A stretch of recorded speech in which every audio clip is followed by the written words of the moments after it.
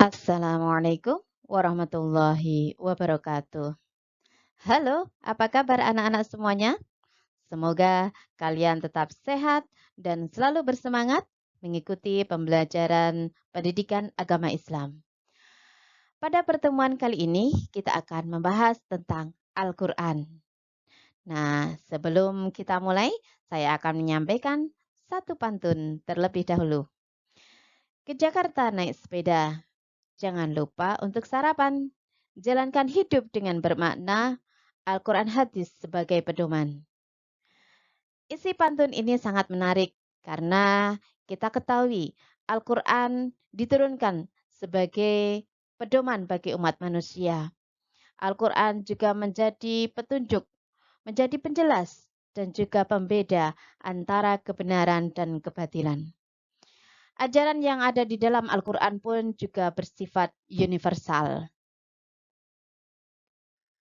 Pada pertemuan kali ini, khususnya kita akan membahas Al-Quran Surat An-Nisa ayat 59 dan Quran Surat An-Nahl ayat 64.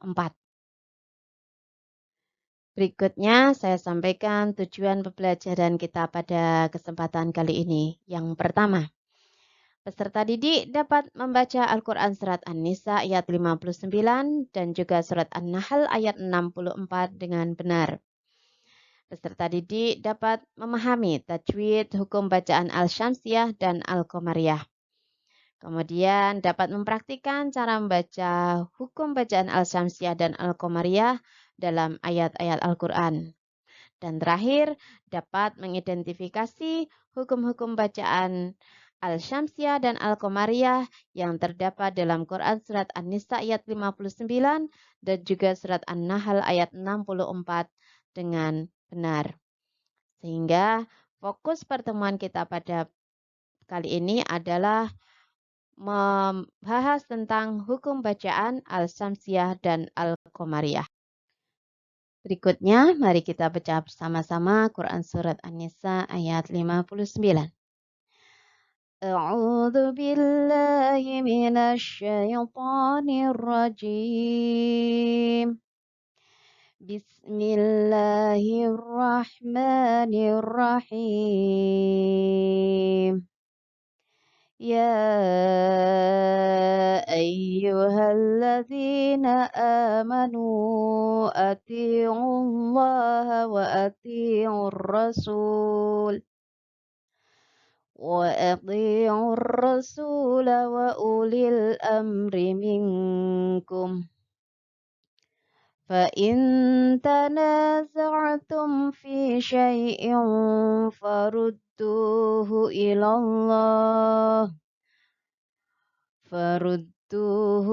الله والرسول إن كنتم تؤمنون بالله واليوم الآخر ذلك خير وأحسن تأويلا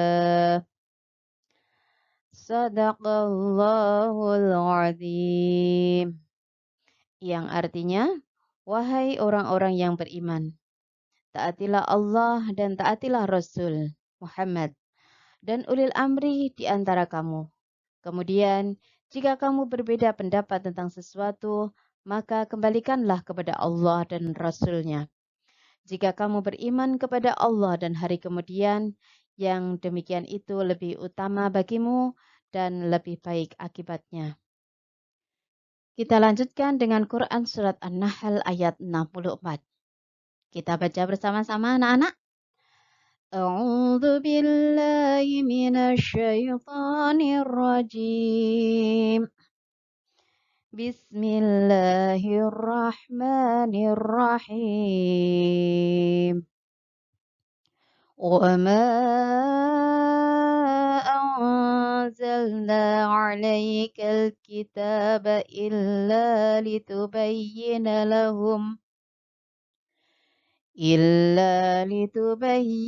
لهم الذي اختلفوا فيه وهدى ورحمة لقوم يؤمنون Shadaqallahul azim.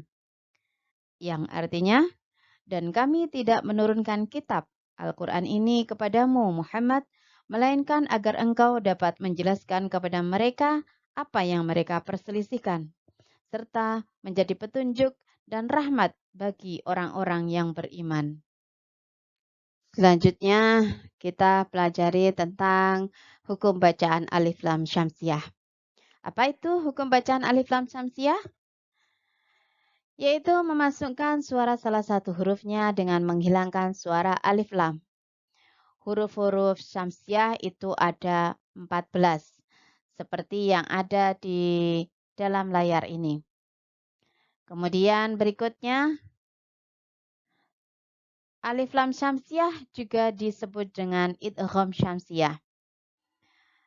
Ciri-cirinya, setelah ada alif lam terdapat huruf yang berharokat tasydid. Nah, untuk memahami ini coba kita perhatikan contoh. Di sini ada kata warrasuli. Nah, di sini ada huruf waw, ada alif, ada lam, ada ro. Nah, yang dimaksud dengan alif lam itu adalah alif dan lam yang berjajar, yang berjejer. Nah, setelah huruf alif lam ini ada huruf ro, di mana kita tahu ro ini salah satu dari huruf alif lam syamsiah. Nah, ini kata ini dinamakan hukum bacaan alif lam syamsiah atau biasa dikenal dengan al-syamsiah, di mana dia menghilangkan bacaan alif lam di sini. Meskipun ada hurufnya di sini tapi kita tidak membacanya. Warro, jadi langsung ke huruf ro-nya. Warrasuli. Seperti itu ya anak-anak. Dan ciri khasnya yang tadi saya sebutkan bahwa di huruf syamsiah di atasnya itu berharokat tasydid.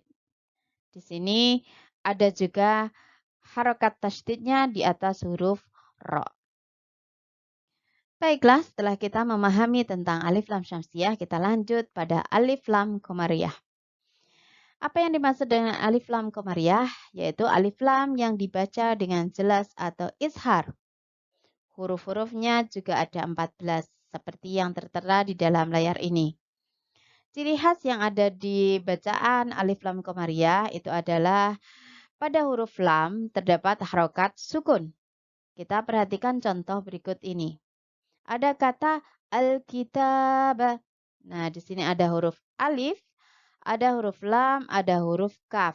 Di mana huruf kaf ini adalah termasuk salah satu dari huruf al-qamariyah. Di sini ada alif dan lam berjejer. Alif dan lam berjejer, di atas huruf lamnya ada harokat sukun. Ini menjadi ciri khas bacaan alif lam qamariyah. Alnya terbaca dengan jelas, lamnya terbaca dengan jelas. Seperti contoh ini, Al-Kitab. Bagaimana anak-anak? Sudah semakin paham? Alhamdulillah. Baik anak-anak, untuk lebih memahami apa itu hukum bacaan alif lam atau al, saya sampaikan satu buah bagan. Hukum bacaan alif lam atau al itu dibagi menjadi dua. Yang pertama al-syamsiyah dan yang kedua adalah al-qamariyah. Hukum bacaan al-syamsiyah, huruf-hurufnya itu ada 14. Al-qamariyah pun juga ada 14. Kemudian kita lihat contoh satu persatu. Dari al-syamsiyah, ini ada kata yaumiddin. Di sini ada alif lam bertemu dengan huruf dal. Dan menjadi ciri khas alif lam syamsiah itu ada harokat tasydid di atas huruf syamsiah. Ini meskipun alif lamnya tertulis di sini, tetapi kita tidak membacanya. Dilebur menjadi satu dengan huruf sesudahnya, huruf syamsiah. Kemudian contoh satu lagi, ilahinnas. Nah, di sini ada alif lam yang bersamaan, kemudian ada huruf nun. Nun termasuk huruf syamsiah. Jadi Ini contoh dari hukum bacaan Al-Syamsiyah. Kemudian kita bandingkan dengan contoh dari Al-Qamariyah. Di sini ada kata Rabbil Alamin. Ada alif lam yang berjejer, kemudian bertemu huruf Al-Qamariyah, yaitu huruf Ain. Lamnya terbaca dengan jelas. Rabbil Alamin. Nah, satu lagi. Alhamdulillah. Di sini lamnya terbaca dengan jelas dan yang menjadi ciri khas dari Al-Qamariyah adalah di atas huruf lamnya ini ada harokat sukun.